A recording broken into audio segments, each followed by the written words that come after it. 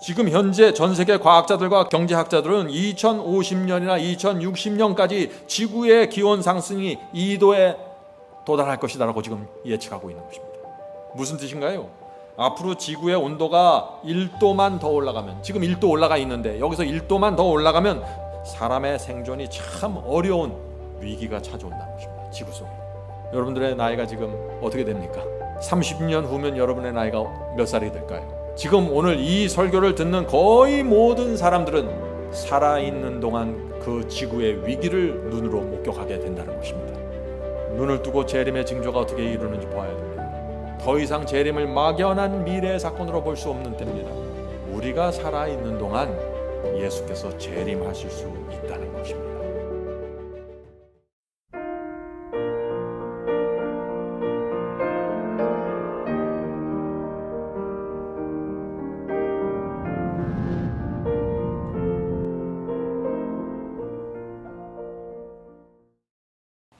오늘부터 두 번에 걸쳐서 예수께서 재림하시는 소식에 대해서 좀 나누려고 합니다. 그리스도의 재림은 우리의 소망입니다. 그리스도의 재림은 성경의 결론입니다. 우리 신앙의 결론입니다. 재림이 없으면 부활도 없고 십자가도 의미가 없게 됩니다. 재림은 성경의 가장 중요한 핵심적인 사건입니다. 참, 그런데 이상한 일이 생기는 것입니다. 그리스도의 재림에 대한 설교를 하려면 참 어려움을 느낍니다. 제가 왜 그럴까요? 대부분의 교회와 사람들이 재림에 관심이 없습니다. 관심이 없는 사람들을 앞에 놓고 무엇을 설득한다는 건 참 어려운 일입니다. 주의 재림에 관심이 없고 기다리지 않고 바라보지 않는 사람들을 향해서 말씀을 전하는 것 참 어렵게 느껴집니다. 사람들은 주의 재림에 대해서 무관심한데 그런 사람들에게 주께서 오시는 발자국 소리를 듣게 해주고 느끼게 해주고 알려주고 인식하게 해주는 데까지 끌어간다는 것이 얼마나 어려운지 모릅니다. 그래서 오늘 제가 말씀을 나눌 때 성령께서 각 사람의 마음에 꼭 역사해 주시길 제가 간절히 바라는 것입니다. 성도 여러분, 주의 재림은 어느 날 갑자기 이루어지는 것이 아닙니다. 예수께서는 청사진을 다 주셨습니다. 마태복음과 누가복음과 요한계시록에 내가 어떻게 올 것이다 정확한 재림의 징조와 마지막 사건의 순서를 기록해 두셨습니다. 예수께서는 그 말씀과 그 예언 그대로 이루면서 이 땅에 오시는 것입니다. 그래서 우리가 말씀과 예언을 공부해야 되는 것입니다. 마태복음 24장 보겠습니다. 마태복음 24장 32절 33절입니다. 마태복음 24장 32절 34절. 무화과 나무의 비유를 배우라. 그 가지가 연하여지고 잎사귀를 내면 여름이 가까운 줄을 아나니 이와 같이 너희도 이 모든 일을 보거든. 자, 이 모든 일이 무엇입니까? 마태복음 24장에 나오는 그 예수께서 말씀하신 재난의 징조들을 말하는 것입니다. 그런 것들이 나타나는 것을 보거든 인자가 가까이 곧 문 앞에 이른 줄을 알라. 무슨 뜻인가요? 무화과지가 나오고 잎사귀가 나오고 색깔이 변하는 것 보면 우리가 계절을 알죠. 때가 어느 때인지를 알게 되는 것입니다. 마찬가지입니다. 마지막 때 이 세상에 나타난 재난들과 사건들을 보면은 무엇을 알 수 있다는 것입니까? 지금 예수께서 문 앞에 지금 와 있다는 사실을 알 수 있다는 것입니다. 오늘 우리가 그것을 확인하려고 하는 것입니다. 2018년 미국의 주요 언론들이 일제히 크게 보도한 기사가 하나가 있습니다. 그것은 유엔과 기후변화협의체 IPCC의 특별한 보고서를 인용해서 보도했는데 이런 보도입니다. 서기 2040년에는 지구의 온도가 2.0도 올라가면서 감당하기 어려운 위기가 닥칠 것이다. 자, 이 내용이 미국의 모든 언론들이 집중해서 보도했습니다. 성도 여러분, 이것은 정말 주의 재림을 기다리는 사람들에게 있어서 이 뉴스는 정말 중요한 것입니다. 우리가 한 가지 알 일이 있는데 그것은 예수께서 이 땅에 오실 때마다 똑같이 반복되는 공식이 있다는 것입니다. 그것이 무엇일까요? 그 공식은 하나님께서는 교회를 통해서 그리스도의 초림과 재림을 선포하지 않는다는 것입니다. 제가 좀 이상한 말을 하죠? 그리스도의 초림과 재림은 가장 중요한 사건인데 하나님께서는 교회를 통해서 주의 오심을 선포하지 않는다는 것입니다. 왜 그럴까요?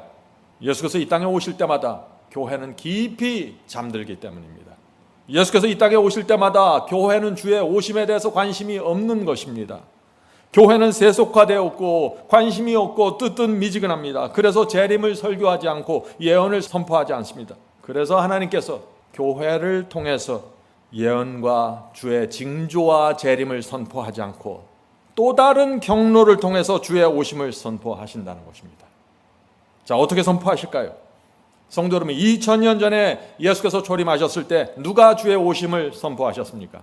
동방 박사들입니다. 이방인들입니다. 그들은 하늘의 별들의 움직임을 보다가 예루살렘까지 가게 됐고 베들레헴까지 가게 된 것입니다. 이방인들이 주의 오심을, 메시아의 오심을 유대 교회에게 전했던 것입니다. 교회가 세상에 전파해야 될 소식이었는데 이방인들이 교회에 전했다는 것입니다. 자, 그렇다면 그리스도께서 재림하실 때 누가 주의 오심을 선포할까요? 제가 똑같은 공식이 반복된다 그랬죠. 누가 주의 오심, 재림의 징조를 사람들에게 알려줄까요? 재림 때도 동방 박사들이 선포합니다. 마지막 때에도 동방 박사들이 나타나서 주의 오심을 알려주고 경고하게 되는 것입니다. 성도 여러분, 마지막 시대 동방 박사가 그렇다면 누구예요? 하나님을 믿지 않는 세상 박사들입니다. 과학자들입니다. 그들이 하늘과 땅과 바다를 보면서 재림의 징조를 알려주고 세상 끝이 가까이 왔다는 것을 선포하는 것입니다. 지금 과학자들이 지구에 큰 위기가 오고 있다는 사실을 외치고 있습니다. 신문을 보고 뉴스를 보세요. 그래서 우리는 이 시간에 마지막 시대 이 동방 박사들이 무엇을 외치고 있는지 살펴봐야 한다는 것입니다. 지금 과학자들은요, 지구의 78억 인구가 한꺼번에 엄청난 재앙을 겪게 될 것을 경고하고 있는데 세 가지 사건을 꼽고 있는 것입니다. 과학자들이 갖고 있는 이 세 가지 두려움, 그것이 무엇일까요? 첫 번째는 전염병입니다. 이번 코로나 바이러스를 통해서 보셨죠?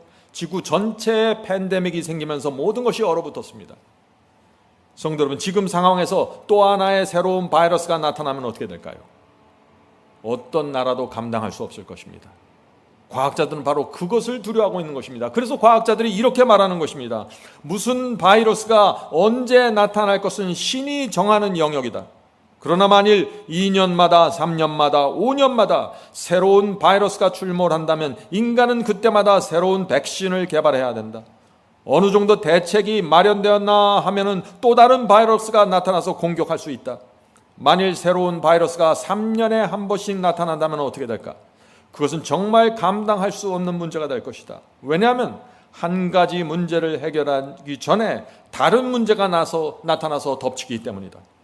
지금은 신에게 행운을 빌 때다. 성도 여러분, 이것이 과학자들의 이야기입니다. 마지막 시대 동방 박사들이 지금 지구를 향해서 던지는 경우가 이거라는 것입니다. 자, 두 번째, 과학자들이 두려워하는 두 번째 사건 무엇일까요? 그것은 기후변화입니다. 과학자들은 지금 기후가 급격하게 변하면서 지구의 생태계가 파괴되는 것을 두려워하고 있습니다. 이것은 심각한 문제입니다. 지구온난화 현상이 생기면서 땅의 온도, 바다의 온도, 강의 온도가 지금 다 올라가고 있습니다. 이 문제는 먼 미래에 일어날 문제가 아니라 지금 현재 일어나고 있는 문제입니다. 앞으로 몇 년 안에 감당할 수 없을 정도의 심각한 수준이 올 것을 과학자들은 두려워하고 있다는 것입니다. 자, 세 번째, 과학자들이 이 지구의 종말이 될 수 있는 그 세 번째 두려움을 갖고 있는데 그것은 이것입니다. 지구와 유성이 충돌하는 문제입니다. 여러분들은 이런 문제 한 번도 생각해 보지 않았죠? 근데 매해 수많은 유성들이 지구에 떨어지고 있습니다. 그런데 지금까지는 큰 문제가 없었어요. 그러나 유성의 크기와 사이즈가 조금만 더 커지면 어떻게 될까요? 감당할 수 없는 문제가 생기는 것입니다. 하룻밤 사이에 도시 전체가 쑥대밭이 된다고 경고하고 있는 것입니다.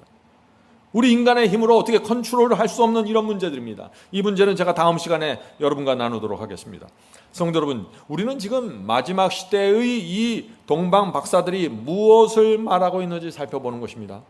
그런데 그냥 박사들의 얘기만 보는 것이 아니라 그 박사들이 두려워하는 이 세 가지 문제가 예수께서 재림의 징조로 말씀하신 그 재림의 징조들과 정확하게 일치해서 떨어진다는 것입니다. 그래서 오늘 제가 이 말씀을 준비한 것입니다. 2000년 전에 예수께서 마태복음과 누가복음에서 재림의 징조를 말씀하셨는데 그 말씀을 우리가 읽어보면 오늘날 과학자들이 두려워하는 이 세 가지를 모두 언급하고 있다는 것입니다. 성경은 정말 영감입니다. 마태복음 24장에 있는 그 말씀을 좀 읽어보죠. 마태복음 24장 6절부터 8절입니다. 난리와 난리 소문을 듣겠으나 너희는 삼가 두려워 말라. 이런 일이 있어야 하되 이런 일이 반드시 있어야 한다는 것이죠. 끝은 아직 아니니라. 민족이 민족을 나라가 나라를 대적하며 일어나겠고 처처에 기근과 지진이 있으리니 이 모든 것이 재난의 시작이니라. 마지막 때의 징조가 뭔가요? 난리와 난리, 민족과 민족이 대적하고 곳곳에 기근과 지진과 홍수가 재난들이 일어나고 이런 것들이 예수께서 오시기 전에 나타나는 마지막 징조라는 것입니다. 저는 오랫동안 이 말씀을 읽으면서 언제 또 난리가 났다가 또 몇십 년이 지나서 또 전쟁의 소문이 들리고 또 몇 년이 지나서 민족과 민족이 다투고 지진이 여기서 났다가 또 몇 년 후에 저기서 생기고 이런 식으로 이해하고 많은 사람들이 그런 식으로 가르칩니다. 그런데 과학자들이 그렇게 말하지 않습니다. 지금 우리가 읽은 이 말씀 전체가 아주 짧은 시간에 한꺼번에 일어나게 된다는 사실을 과학자들이 말하는 것입니다. 오늘 우리가 그것을 살펴볼 것입니다. 과학자들은 지금 단 하나의 문제가 지구의 모든 문제를 지배하고 장악하게 될 것이라고 했습니다. 그 단 하나의 문제가 뭔지 아세요? 지구온난화입니다. 지구온난화 때문에 홍수가 생기고 지진이 나고 민족과 민족이 싸우고 난리가 난다는 것입니다. 오늘 우리가 그것을 살펴볼 것입니다. 제 말이 아닙니다. 이것은 과학자들의 말입니다. 마지막 시대 동방 박사들이 마태복음 24장의 이 말씀이 마지막 때 어떻게 이루어지는지 과학을 통해서 증명하고 있는 것입니다. 누가복음 21장 11절 보겠습니다. 누가복음 21장 11절. 저처에 큰 지진과 기근과 온역이 있겠고, 온역이 뭐예요? 페스틸런스죠. 무서운 질병, 무서운 전염병입니다. 치료될 수 없는 무서운 전염병입니다. 또 무서운 일과 하늘로서 큰 징조들이 있으리니. 예수께서 마지막 징조를 말씀하시면서 지진과 기근과 전염병을 말하셨습니다. 무슨 뜻인가요? 마지막 때가 되면 이 세 가지가 한꺼번에 이루어진다는 것입니다. 물론 기근, 지진, 전염병은 옛날부터 있었죠. 그러나 옛날에 일어난 그것들과 예수께서 오시기 직전에 나타나는 재난은 그 차원과 규모가 다르다는 것입니다. 사이즈가 전혀 다른 것입니다. 예수께서는 사람들이 마지막 때에 일어날 이 징조들을 보면서 무서워서 기절할 것이라고 기록해 두셨습니다. 과학자들도 이 말을 하고 있습니다. 누가복음 21장 보겠습니다. 누가복음 21장 25절 26절. 1월 성신에는 징조가 있겠고 땅에서는 민족들이 바다와 파도의 우는 소리를 인하여 혼란한 중에 곤과리로다. 사람들이 세상에 임할 일을 생각하고 무서워함으로 기절하리니 이는 하늘의 권능들이 흘리겠습니다. 성도 여러분, 예수께서 재림하실 때가 가까이 오면 도대체 어떤 일이 생기길래 사람들이 이렇게 두려워서 무서워서 기절할 정도가 될까요? 오늘 말씀을 들으면은 사람들이 기절할 만하구나 하는 것을 느끼게 되실 겁니다. 성도 여러분, 지금 과학자들이 이 동방 박사들이 지구의 위기를 경고하고 있는 것입니다. 지구가 어려워지는 것을 경고하는 것이 아닙니다. 지구가 위기에 있다는 것을 지금 말하고 있는 것입니다. 그들은 성경에 기록된 이 재림의 징조들이 한꺼번에 지구를 엄습하게 될 수 있는 이유와 과정을 설명하고 있는 것입니다. 바울은 재림의 징조를 말하면서 우리에게 아주 특별한 힌트를 주었죠. 제가 그 말씀을 살펴보겠습니다. 데살로니가전서 5장 3절입니다. 데살로니가전서 5장 3절. 유명한 말씀이죠. 그들이 평안하다 안전하다 할 그때에 임신한 여자에게 해산의 고통이 이름과 같이 멸망이 갑자기 그들에게 이르니 결코 피하지 못하리라. 멸망이 갑자기 이른다고요? 무슨 뜻입니까? 이 세상과 교회가 평안하다라고 말하는 때입니다. 그런데 재림의 징조가 여인의 해산하는 고통처럼 밀려온다는 것입니다. 처음에는 배가 살살 아프다가 고통이 점점 더 자주 점점 더 크게 일어나죠. 그렇게 하다가 가장 큰 고통이 생기면서 어떻게 됩니까? 아기가 울면서 나오는 것입니다. 예수께서 오실 때가 가까이 오면 가까울수록 이런 패턴으로 재난이 점점 더 자주 점점 더 크게 강하게 일어난다는 것입니다. 그렇게 하다가 재난이 점점 더 강력해지면서 감당할 수 없는 티핑 포인트를 넘어가게 된다는 것입니다. 그리고 재난은 7장으로 연결되고 7장 때 최고의 정점을 찍고 예수께서 재림하시는 것입니다. 무슨 뜻인가요? 지금부터 예수께서 재림하실 때까지 재난은 계속해서 커져간다는 것입니다. 그런데 거기에 변곡점이 생긴다는 것입니다. 갑자기 급격하게 폭발하는 그 지점이 생긴다는 것이에요, 과학자들이. 자, 오늘 설교에서 그럼 가장 중요한 질문을 제가 드립니다. 질문은 이것입니다. 지구의 재난이 점점 더 커지고 감당할 수 없을 정도로 급격하게 커지는 그 한계점, 그 티핑 포인트, 변곡점이 언제입니까? 라는 질문입니다. 중요한 질문이죠. 이 티핑 포인트라는 뜻이 뭔가요? 임계점, 임계 한도점이라는 뜻입니다. 쉽게 말해서 역도 선수가 역기를 들어 올릴 때 처음에는 10kg, 20kg 그냥 쭉쭉 들어 올립니다. 올리면서, 무게를 올리면서. 나중에 5kg씩 들어 올리죠. 추가하면서. 그러다가 나중에는 1kg만 추가해도 어떻게 돼요? 들어 올리지 못합니다. 어떤 때는 몇백 g만 올려도 그 큰 덩치의 역도 선수들이 들어 올리질 못해요. 그게 뭐예요? 티핑 포인트입니다. 한계점입니다. 성도 여러분, 지구의 위기에도 그 한계점이 있다는 것입니다. 이렇게 서서히 지구가 무너지는 것 같다가 그 지점에 달하면 급격한 변화가 생기면서 넘어가 버린다는 것입니다. 한번 그 임계점을 넘어가면 돌이킬 수 없고 회복될 수 없다는 것이 과학자들이 두려워하고 있는 것입니다. 자, 이제 과학자들이 가장 염려하는 문제, 지구온난화를 살펴보겠습니다. 지난 시간에 우리가 이 내용을 한번 살펴본 적이 있습니다. 그래서 오늘 잠깐 복습을 하고 계속해서 가도록 하겠습니다. 지구의 온도가 1도 올라가는데 1000년 이상의 긴 시간이 걸렸습니다.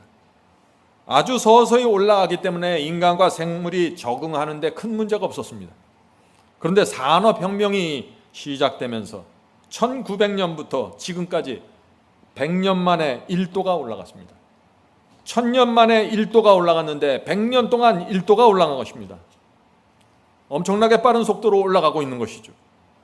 자, 이런 속도로 지구의 온도가 올라가면 어떻게 돼요? 이 생태계와 자연이 도무지 견딜 수 없는 한계점에 빠르게 도달한다는 것입니다. 그것이 과학자들의 두려움입니다. 자, 그래서 요즘 많이 얘기하죠. 이산화탄소를 줄이고 온실가스를 줄여야 된다고 다들 말하고 있는 것입니다. 잘 생각해 보세요. 지구의 온도 상승을 산업혁명 이전과 비교하면 지금 25배나 빠르게 진행되고 있다고 합니다.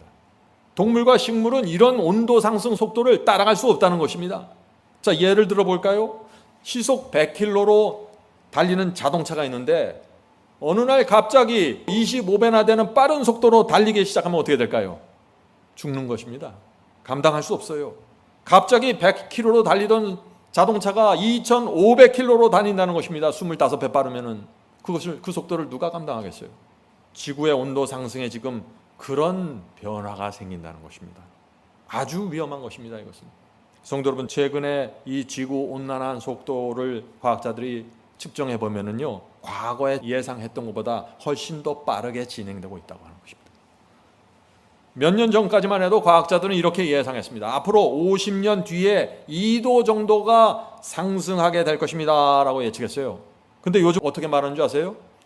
지금 이런 속도로 지구 온도가 상승하면 50년 뒤에는 2도가 아니라 5도가 상승할 것입니다 라고 말하고 있어요. 지구 온도가 5도 상승되면 어떻게 될까요? 인간이 더 이상 지구에 살 수 없는 온도가 되는 것입니다. 수많은 식물과 동물들이 멸종한다는 것이죠. 성도 여러분, 이 지구의 온도가 많은 사람들이 생각해요. 지구 온도 2도 더 올라가고 뭐 1도 더 올라가고 그게 무슨 큰 문제입니까? 그렇게 생각하죠. 지구의 온도는 이 사람의 체온과 같다고 말합니다. 사람의 체온은 2, 3도만 올라가서 높아져서 그 상태가 유지되면 어떻게 돼요? 그 사람 죽습니다. 지구도 그런 것입니다. 지금 현재 전 세계 과학자들과 경제학자들은 2050년이나 2060년까지 지구의 기온 상승이 2도에 도달할 것이다라고 지금 예측하고 있는 것입니다. 무슨 뜻인가요?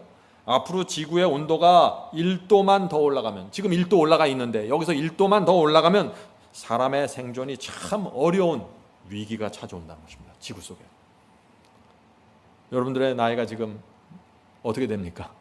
30년 후면 여러분의 나이가 몇 살이 될까요?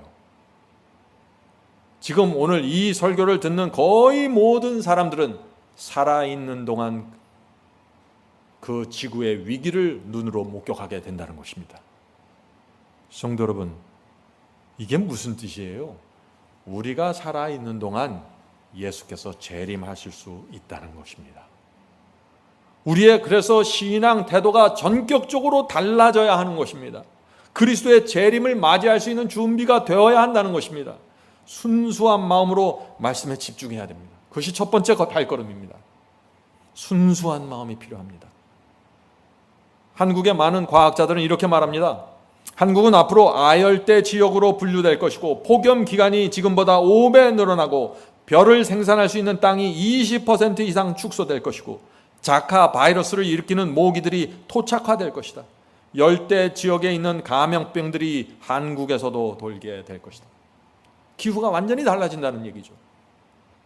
성도 여러분, 과학자들이 지구 온도가 이런 상태로 지속이 되면은 적도 지역에서는요, 사람이 더 이상 살 수 없는 땅이 되고 말 것이라고 경고하고 있는 것입니다. 지구 온난화 문제, 지금처럼 계속되면 어떤 일이 생길까요? 홍수와 기근과 폭염이 심해지면서 마태복음 24장에 나오는 그 기후 문제들이, 재난들이 점점 더 심해지면서 전 세계 물 부족으로 고생하는, 고통당하는 인구가 4억 명이 초과될 것이라고 말하고 있는 것입니다. 앞으로 가면 갈수록 물이 이슈가 될 것입니다. 기근과 홍수가 일어나면서 식량이 부족하게 되고 곡물 가격이 폭등하면서 곳곳에 내전이 일어나면서 수많은 난민들이 생길 것입니다. 지금 이 일이 일어나고 있습니다. 유엔에서 발표했죠. 향후 30년 동안 2억 명의 난민이 생길 것이라고 발표했습니다. 지구의 한계점에, 임계점에 지금 도달하고 있는 것입니다. 이런 것들이. 여러분들 난민하면 남의 얘기 같이 보이죠? 이게 남의 얘기가 아니에요.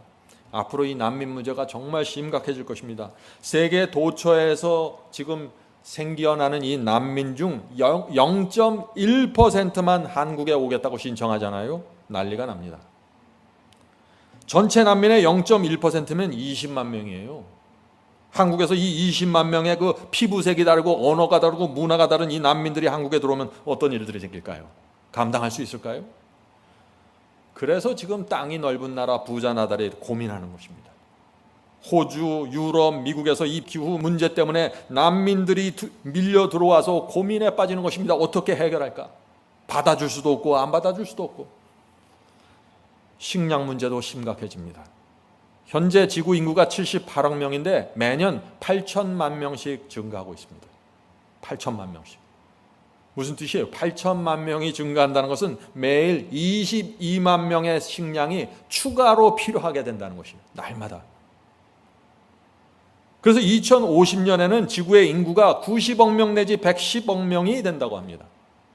요즘 자녀들 안 낳아서 많이 주는 것 같죠? 그렇지 않아요. 지금 가난한 나라들에서는 여전히 인구들이 올라가고 있습니다.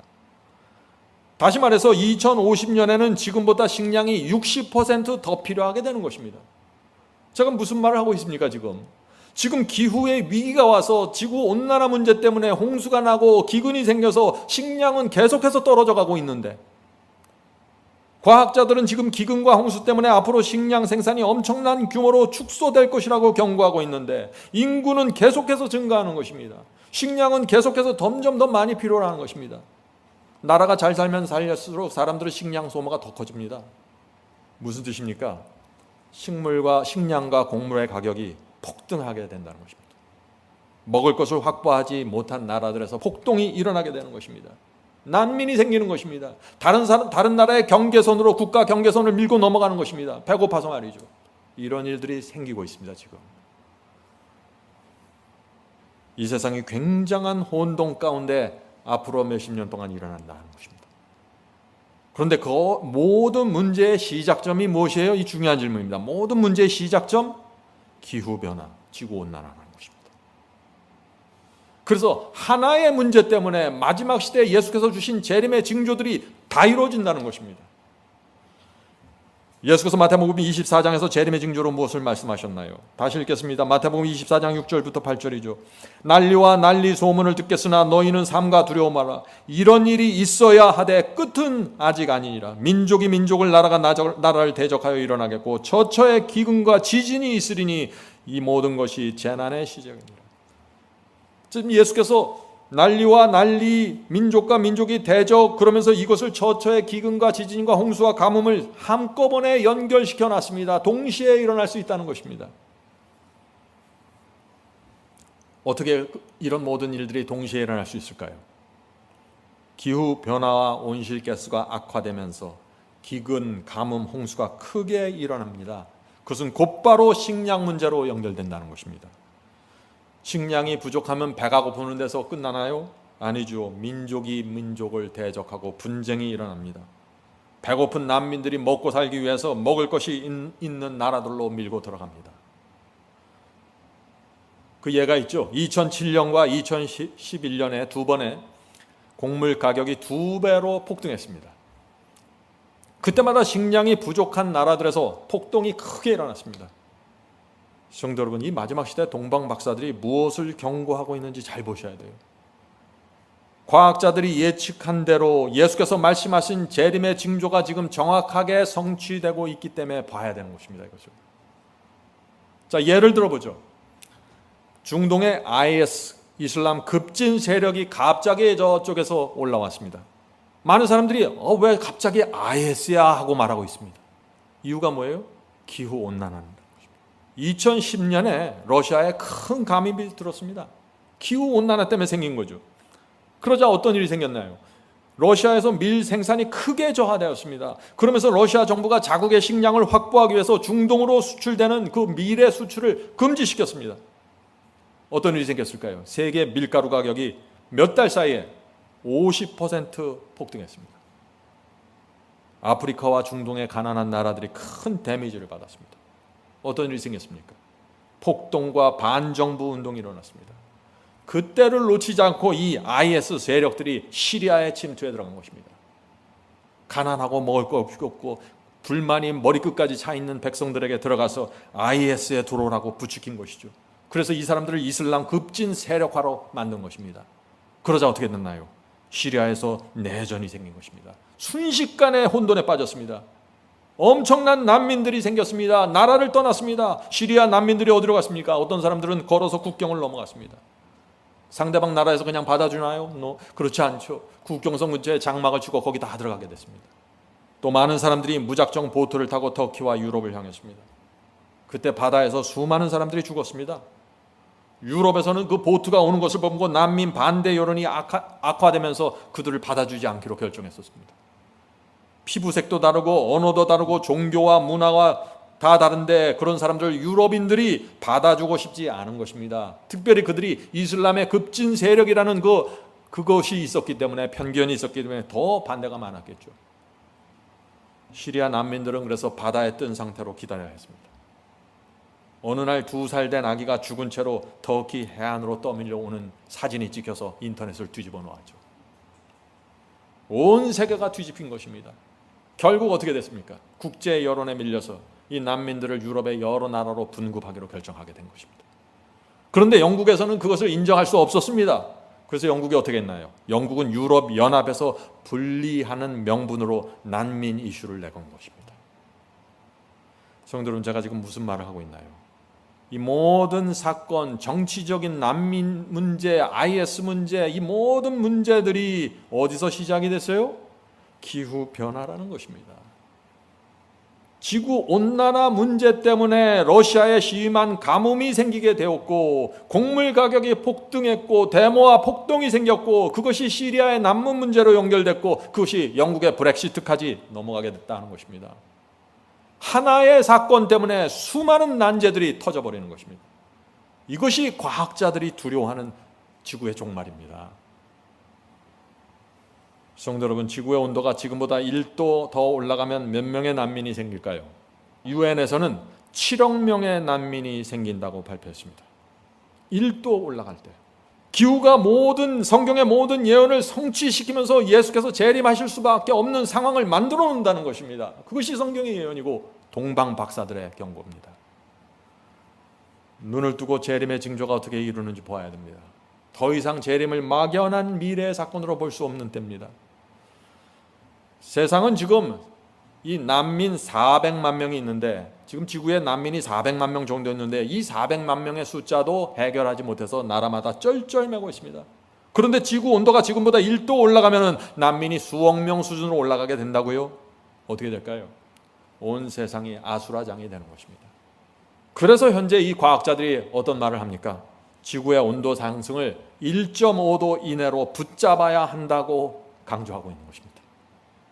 2도는 너무 위험하다는 것입니다.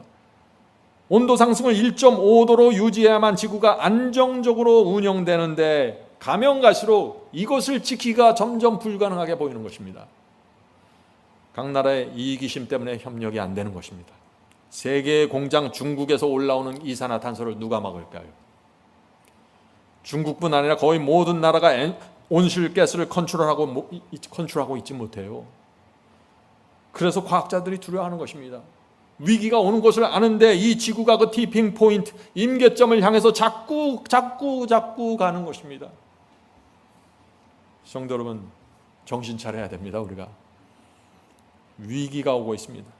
우리가 살아있는 동안 예수께서 반드시 오실 수밖에 없는 상황으로 지구가 굴러가고 있습니다.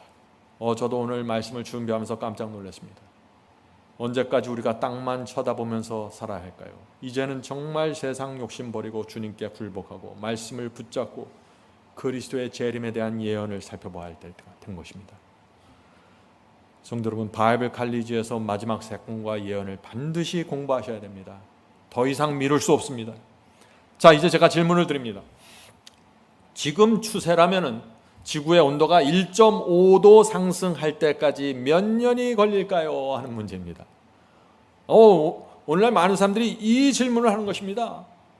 전 세계에서 환경에 관심이 있는 모든 사람들이 다 이 질문을 던지고 있는 것입니다. 자, 과학자들이 뭐라고 대답할까요? 과학자들마다 대답이 조금씩 다르지만 일반적으로 2040년까지는 1.5도 상승될 것이라고 말하고 있습니다. 이제 20년도 남지 않은 것입니다. 어떤 분들이 의문을 말합니다. 그것은 일부 과학자들이 지나치게 과장한 것이 아닙니까? 라고 말이죠. 과장이 아닙니다. UN과 함께 일하는 기후변화 협의체가 있습니다. IPCC라고 하는데, 이 기후변화체는 1990년부터, 다시 말해서 지금부터 30년 전부터 수백 명의 과학자들이 모아서 합의해 놓은 지구의 미래에 대한 예측 보고서를 내놓았습니다. 30년 전에 예측한 보고서가 있는 것입니다. 근데 그 보고서, 예측 보고서가 지금까지 오면서 중요한 기준점을 제시하고 있다는 것입니다. 왜냐하면 1990년부터 30년이 지난 지금 그들이 만들어 놓은 그 보고서가 너무나 정확하게 이루어지고 있기 때문입니다.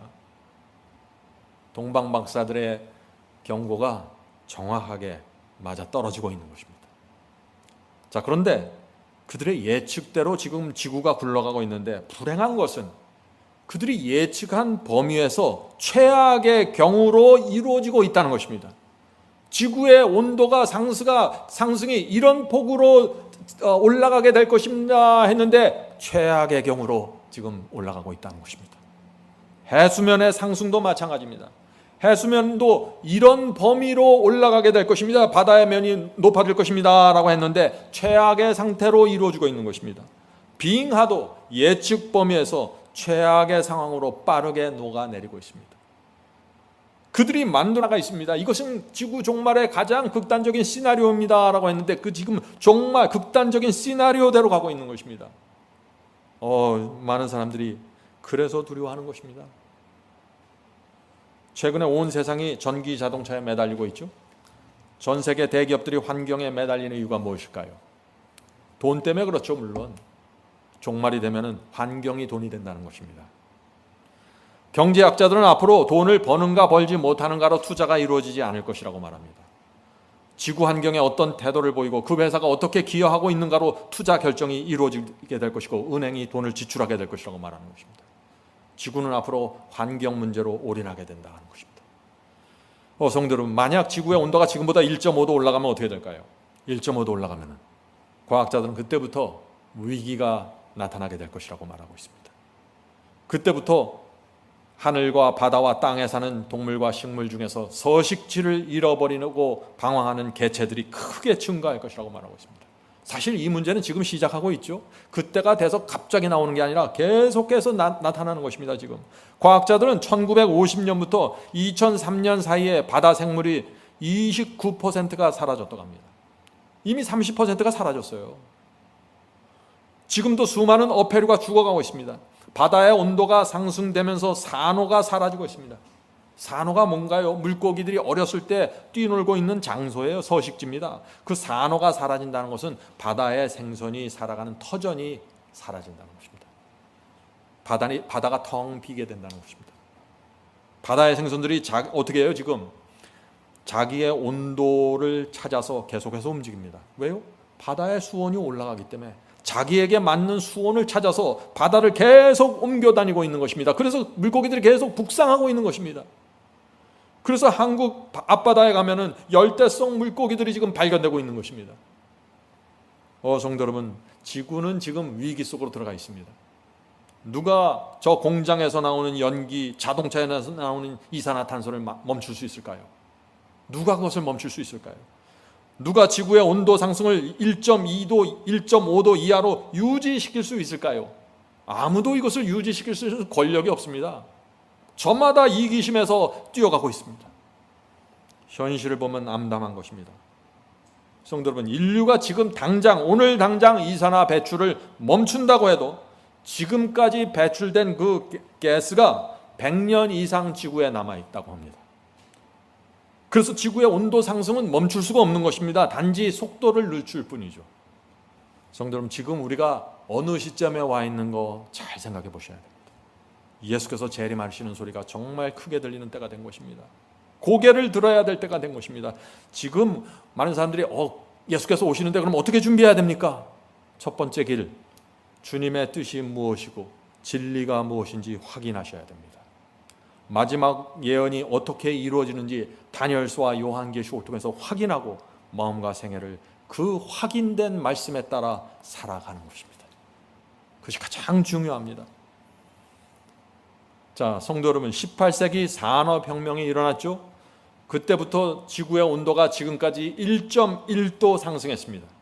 자, 그런데 지구의 온도가 앞으로 1.5도를 지나서 2050년에는 2.0도까지 갈 것이라고 예측하고 있는 것입니다. 과학자들의 얘기입니다.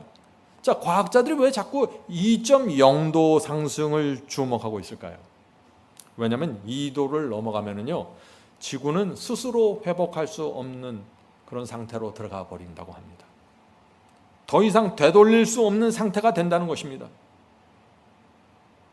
성도 여러분, 지구에 문명이 있는데 이 문명이 지금 어디에 맞춰져 있어요? 이 지구의 문명 자체가 기후와 지구의 온도에 맞춰져 있는 것입니다. 이 지구의 기후와 지구의 온도, 이 두 곳에 맞춰져서 농사가 되고 물건을 만들고 공장이 세워지고 경제가 돌아가는 것입니다. 그런데 지구 온도가 2도 상승되면 그때부터는 완전히 다른 체계로 돌아가는 것입니다. 한국의 사계절이 사라지는 것입니다. 상상할 수 없는 일들이 나타나겠죠. 사실 수십 년 전부터 과학자들이 이 사실을 계속해서 경고했습니다. 그런데 사람들이 듣질 않았죠. 나라와 정부와 기업이 무시했습니다. 모든 사람들이 자신의 눈앞에 있는 이익과 먹고 사는 문제에 집중했어요. 그래서 여기까지 오게 된 것입니다. 결국 앞으로 달라질까요, 이것이? 2005년에 이미 과학자들이 지구 온난화를 경고했고 그 당시 북극 빙하가 3분의 1로 이미 축소되었다고 발표했습니다. 그런데 무시되었습니다. 그 결과 지금 어떤 얘기가 나와요? 이제 20년 남았다, 30년 남았다, 이런 얘기들이 나오는 것입니다. 멈출 수 없는 지금 지구의 위기가 오고 있는 것입니다. 작년이죠. 2020년 3월에 강력한 경고음이 세상에 울렸습니다. 무엇인가요? UNWHO에서 코로나 바이러스를 세계 대유행을 공식적으로 선언했습니다. 작년 3월에 말이죠. 그때부터 7개월이 지나갔고 확진자가 어떻게 됐어요? 7개월 만에 확진자가 4천만 명이 나왔습니다. 7개월 만에 사망자가 100만 명을 넘었습니다. 7개월 만에 인류 역사에서 경험하지 못한 엄청난 참사가 생겨버린 것입니다. 공항이 멈추고 모든 것이 정지되었습니다. 그리고 1년이 지난 지금 사망자가 400만 명을 넘어갔습니다. 사람들은 그래도 예수 그리스도의 재림을 생각하지 않습니다. 무시합니다. 이 문제에 대해서 말하고 있는 사람들은 과학자들입니다. 오해하지 마세요. 저는 지금 여러분들에게 두려움을 주려고 하는 것이 아닙니다.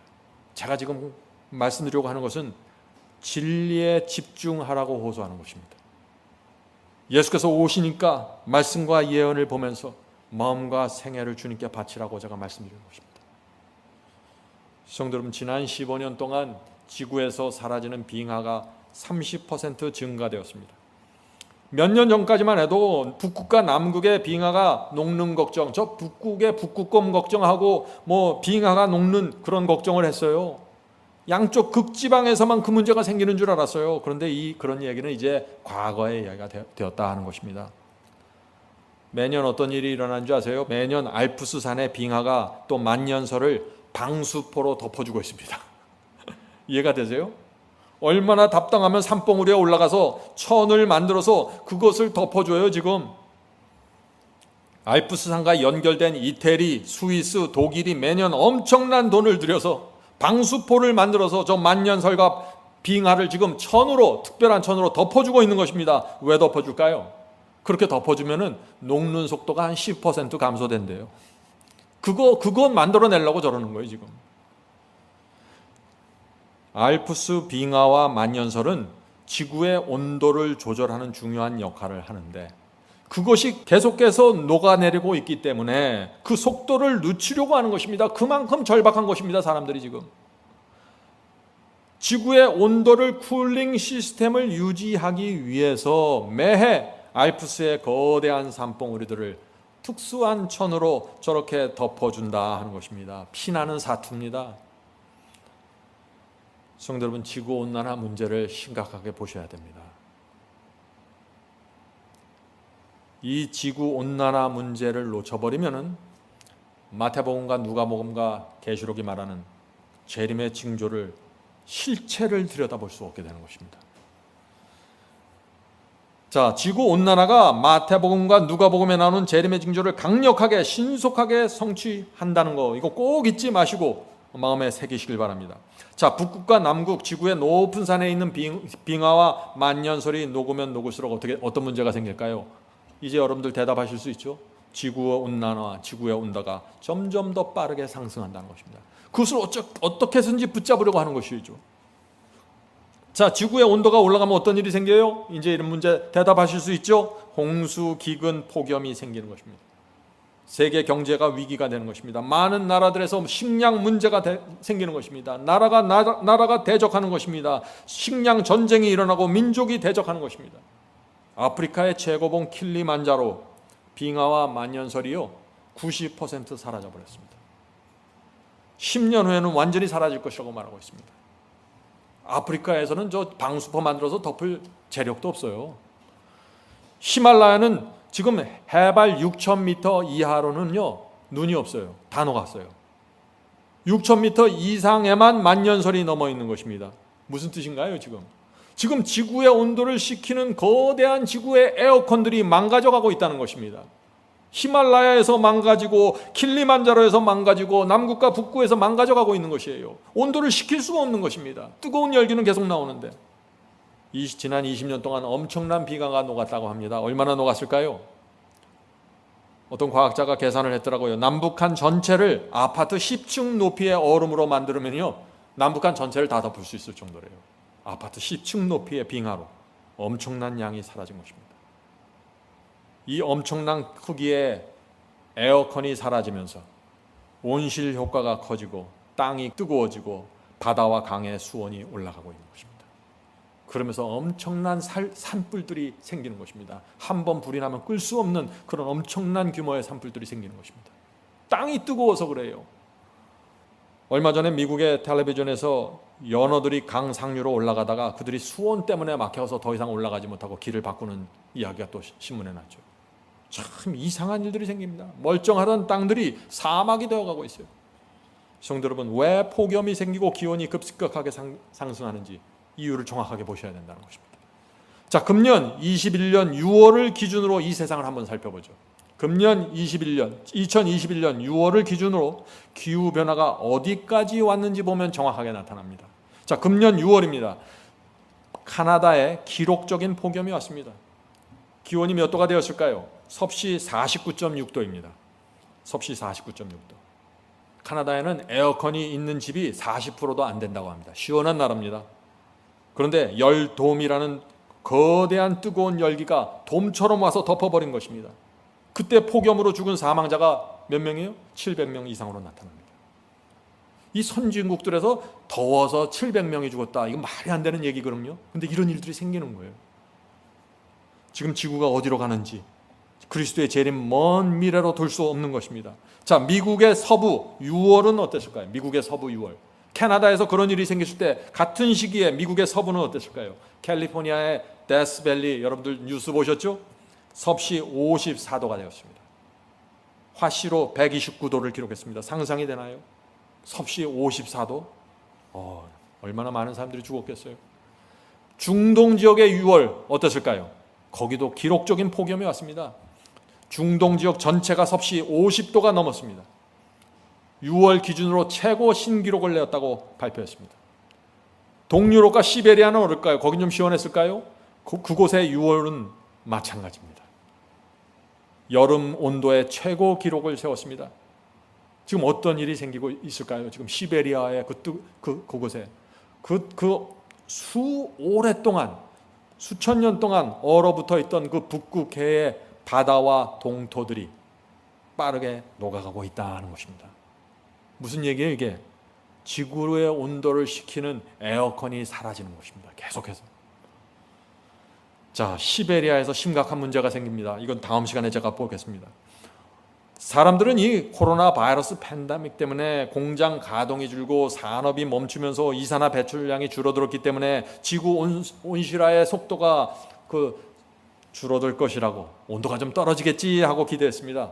그런데 금년 6월에 과학자들이 측정했습니다. 온실가스 농도가 최고 기록을 냈습니다. 참 이상하죠? 사상 최고치가 된 것이에요. 왜 그럴까요? 이미 배출된 온실가스가 계속해서 지구의 온도를 올려가고 있다는 것입니다. 말씀드렸죠? 지금 오늘 당장 이산화탄소가 멈춰도 한동안 올라갑니다. 성도 여러분, 이 온난화가 때문에 빙하들이 녹고 얼음들이 녹으면서 그 엄청난 물들이 어디로 갑니까? 두 곳으로 나누어집니다. 첫째는 엄청난 양의 물이 수증기로 돼서 하늘로 올라갑니다. 자, 지구의 온난화로 대기의 온도가 지금 더워져 있어요. 근데 수증기가 올라갑니다. 어떻게 될까요? 엄청난 양의 수증기를 하늘이 받아들이는 것입니다. 온도가 뜨거우니까. 그래서 하늘은 지금 과거와 비교할 수 있는 엄청난 물을 지금 품고 있는 것입니다. 그래서 어떻게 해요? 요즘 비가 한번 쏟아지면 어떻게 돼요? 감당할 수 없는 홍수가 나는 거예요. 대기권에 물이 포화가 됐기 때문에 그래요. 지구의 곳곳에서 여름에 살인적인 홍수가 나는 이유가 바로 여기에 있는 것입니다. 강우량이 그냥 한번 쏟아지면 확 쏟아져 버리기 때문에 다른 쪽은 어떻게 돼요? 반대쪽은 비가 안 와요. 그래서 가뭄이 생기는 거예요. 기근이 생기고. 한쪽에서는 홍수로 물 날리고 다른 쪽에서는 가뭄이 오면서 식량이 바닥이 나는 것입니다. 곡물 생산에 문제가 생기는 것입니다. 그래서 식량 전쟁, 민족과 민족, 나라와 나라가 대적하면서 난민들이 속출하고 있다는 것입니다. 자, 둘째, 빙하가 녹으면 그 물이 또 어디로 갈까요? 빙하가 녹으면 가장 많은 양은 바다로 흘러 들어가게 되겠죠. 자, 그 빙하가 녹아서 바다로 흘러가면 거기서 끝납니까? 아니죠. 해수면이 상승한다는 것입니다. 지구에 이 엄청난 대양이 있는데 그 해수면을 상승시킬 정도로 지금 빙하가 녹고 있어요. 상상이 되세요? 해수면이 상승되면서 이미 작은 섬들이 사라져 버렸죠. 지금 작은 섬나라 사람들이 뭘 고민하는지 아세요? 지금 자기 나라가 이렇게 물에 완전히 잠기면은 어느 나라로 지금 난민 신청할까 그 생각하고 있어요. 성도 여러분, 바다의 해수면이 올라가면서 이 바다가 섬들을 넘어서 지금 대륙까지 밀고 들어오는 것이 문제입니다. 대륙까지 말이죠. 바다는 창세부터 지금까지 그 선을 유지해 왔어요. 그런데 그 선이 내륙으로 밀고 들어오고 있다는 것입니다. 예수께서 말씀하셨죠. 마지막 때가 되면 바다와 파도의 우는 소리를 사람들이 들으면서 무서워서 기절할 것이라고. 바다가 내륙으로 밀고 들어온다는 것입니다. 자, 이제 그 문제를 살펴보죠. 어느 정도 밀고 들어오는지.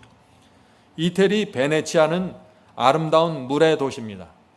그런데 지금은 그런 추억에 잠길 때가 아닙니다. 지금은 밀려오는 바다를 막기 위해서 방벽을 쌓아 놓았습니다. 해안에 방벽을 쌓았어요. 왜 쌓았을까요? 지금 바닷물이 자신들이 예상하는 그 수치를 초월해서 밀려들기 때문에 쌓은 것입니다.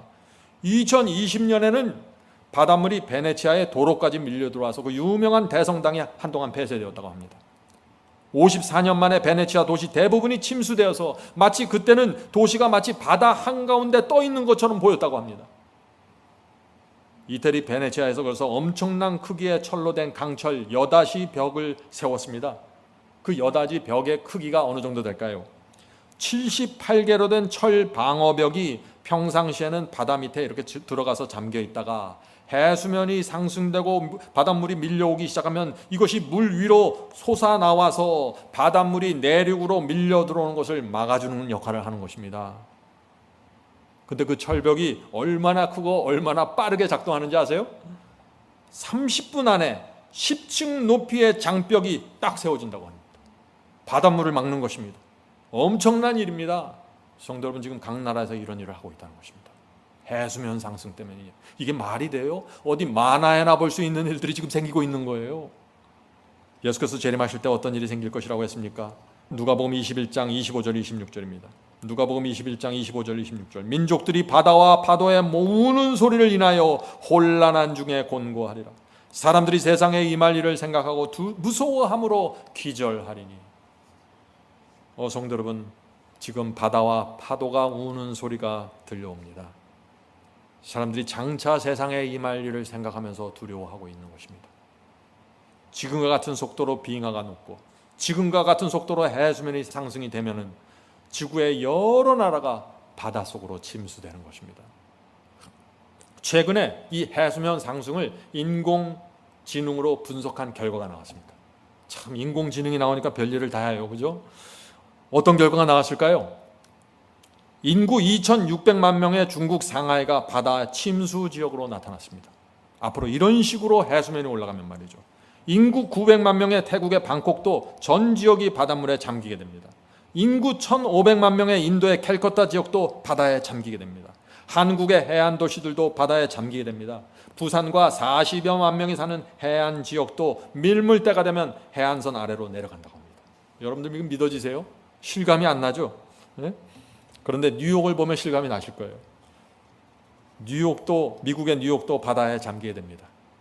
그래서 뉴욕 해안에 지금 바다 방어벽이 세워지고 있습니다. 이미 대규모 토목 공사가 시작됐습니다. 뉴스에 다 나왔어요. 뉴욕의 그 방어벽이 세워진 곳을 기자가 촬영한 것을 보면은요, 네덜란드처럼 보여요. 네덜란드처럼. 뉴욕의 해안선은 네덜란드의 3배 이상으로 깁니다. 엄청난 규모의 투자가 이루어지는 것입니다. 자, 미국의 해수면이 높아지면서 어떤 일이 생겼어요? 지난 10년 전부터 허리케인이 바다로부터 한번 오면은 어떤 일이 생겨요? 그 바닷물이 내륙 깊숙이 들어오는 것입니다. 그래서 몇 해 전에 뉴올리언스 그 도시가 바닷물로 덮였잖아요. 그때부터 미국이 경고를 받고 미국의 여러 도시들의 방어벽을 지금 쌓고 있는 것입니다. 한두 도시가 아니에요. 성도 여러분, 지금 세상이 우리가 알던 그런 세상이 아닙니다. 만화 같은 세상이 되어버렸습니다. 수많은 그리스도인들이 두려워서 자신을 이끌어줄 말씀을 찾지 못하게 될 것입니다. 이런 일들이 벌어질 때 찾지 못할 것입니다. 예언을 몰라서 어쩔 줄을 모르고 방황하게 될 것이에요. 자, 유엔에서 그래서 빙하와 만년설이 이런 속도로 녹으면은 결국 어떻게 된가? 해수면이 지금보다 84cm 상승하게 될 것이라고 발표했습니다. 지구 전체에서 해수면이 84cm 상승한다는 것입니다. 근데 두려운 것은 뭐냐면은 이런 상승 속도가 점점 더 빨라진다는 것입니다. 늦춰져야 되는데 지금까지는 계속 빨라져 왔다는 것이에요. 성도 여러분, 기후 변화가 성경이 말한 모든 재림의 징조들을 일시에 지금 이뤄가고 있는 모습을 보셔야 돼요. 일시에. 기후변화가 임계점에 가까이 가면서 재난과 홍수와 기근과 전염병이 한꺼번에 급격하게 나타나는 것입니다. 해수면이 높아지면서 상상도 하지 않았던 일들이 지구 전체에서 일어나게 될 것입니다. 기후변화가 올라가는데 왜 전염병 문제가 나오는가? 다음 시간에 제가 말씀드리겠습니다. 성도 여러분, 기억하세요. 단 하나의 원인, 지구온난화 때문에 수많은 문제들이 한꺼번에 나타난다. 오늘 이것이 제가 계속해서 반복하고 있는 요점입니다. 예수께서 말씀하신 마태복음과 누가복음에서 말씀하신 이 재림의 징조들이 문자 그대로 아주 짧은 시간에 이루어지게 되는 것입니다. 성도 여러분, 코로나 바이러스, 미세먼지, 금융위기, 미중 경제전쟁, 지구온난화, 환경파괴, 기근, 홍수, 식량 문제, 난민 폭동, 이 모든 것이 합쳐지면서 마지막 사건들이 이루어진다는 것입니다. 이제 말씀을 마치도록 하겠습니다. 마지막 징조와 사건을 꿰뚫어보는 책이 있습니다. 그 책을 참 좋아하는데 그 책을 잠깐 읽어드리도록 하겠습니다. Testimony of Church 볼륨 9입니다. 우리는 종말의 때에 살고 있다. 신속히 성취되는 때의 징조들은 그리스도의 오심이 가까움을 선포한다. 우리가 사는 시대는 엄숙하고 중대하다. 하나님의 영은 점진적으로 그러면서 분명하게 지상에서 물러가고 있다. 재앙과 심판이 하나님의 은혜를 멸시하는 자들에게 이미 내리고 있다. 땅과 바다의 재난, 불안한 사회 상태, 전쟁의 경보 등은 불길한 전조이다. 그것들은 가장 큰 사건들이 다가오고 있음을 예보한다. 악의 세력들은 그들의 힘을 결속하여 강화시키고 있다. 주의 재림이 이렇게 크게 징조들이 일어날 때 사탄의 세력도 준비해가고 있다는 것입니다. 크게 연합해서 준비해가고 있답니다. 마지막 전쟁을 위해서 말이죠. 그들은 마지막 큰 위기를 위하여 힘을 모으고 있다. 큰 변화가 미국의 세상에서 일어날 것이고 마지막 사건은 신속히 이루어질 것이다. Final movement will be rapid one. 무슨 뜻인가요? 마태복음 24장에 나온 이 마지막 재림의 징조들이 아주 빠르게 성취된다는 것입니다. 여러 가지 징조들이 나와서 이것저것 다른 때 이루어질 것처럼 보이지만 그것이 아니라 이것이 하나의 패키지처럼 되어서 신속하게 세상을 이끌어 간다는 것입니다. 성도 여러분, 아무도 또 누구도 재림의 징조가 이렇게 이루어지는지를 몰랐다는 말을 할 수 없게 될 것입니다. 왜 변명하지 못할까요? 왜냐하면 예수께서 여러 번 말씀하셨고 그 말씀 그대로 마지막 시대 동방 박사들이 수십 년 전부터 계속해서 알려주었고 경고했기 때문입니다. 그래서 할 말이 없는 것입니다. 성도 여러분, 그러나 염려하지 마십시오. 주의 재림은 우리에게 두려움이 아니라 우리에게 큰 소망입니다. 오늘 말씀을 듣고 우왕좌왕하실 필요 없습니다. 그리스도의 재림을 위한 첫 번째 준비는 말씀과 예언에 집중하십시오. 말씀에 굴복하고 성령께서 인도하시는 대로 따라가셔야 됩니다. 두 번째는 여러분의 삶을 개혁하고 단순하게 가져가셔야 됩니다. 내 인생, 내 삶의 우선순위가 무엇인지 정확하게 정하십시오. 경제적으로 무거운 부채와 짐을 정리하십시오. 짐에 짓눌린 삶이 아니라 가벼운 삶을 사셔야 됩니다. 저도 남은 생애 동안 단순하게 살면서 주의 재림을 신실하게 전하려고 기도하고 있습니다. 여러분도 그렇게 사시길 바랍니다. 사탄은 쓸데없는 문제로 우리의 마음을 뒤흔들 것입니다. 혼돈시킬 것입니다. 그러나 온 힘을 다해서 주께서 나에게 주신 빛과 말씀을 그대로 붙잡고 살아가는 성도들은 구원받게 됩니다. 그것은 틀림없습니다.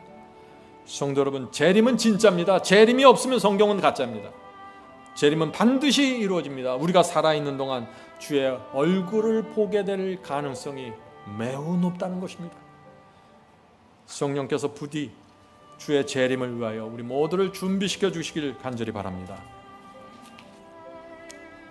하늘에 계신 저희들의 아버지, 그리스도의 오심이 이 세상의 유일한 희망이고 소망이라는 사실을 저희가 기억할 수 있도록 도와주시옵소서. 주께서 오셔야 이 모든 죄가 끝나고 악이 끝나고 지구의 위기가 종결되게 됩니다. 더 이상 살 수 없는 상황으로 돌아가고 있는 이 지구의 상황 속에서 저희가 주의 말씀과 예언을 붙잡고 살 수 있도록 성령께서 지도해 주시옵소서.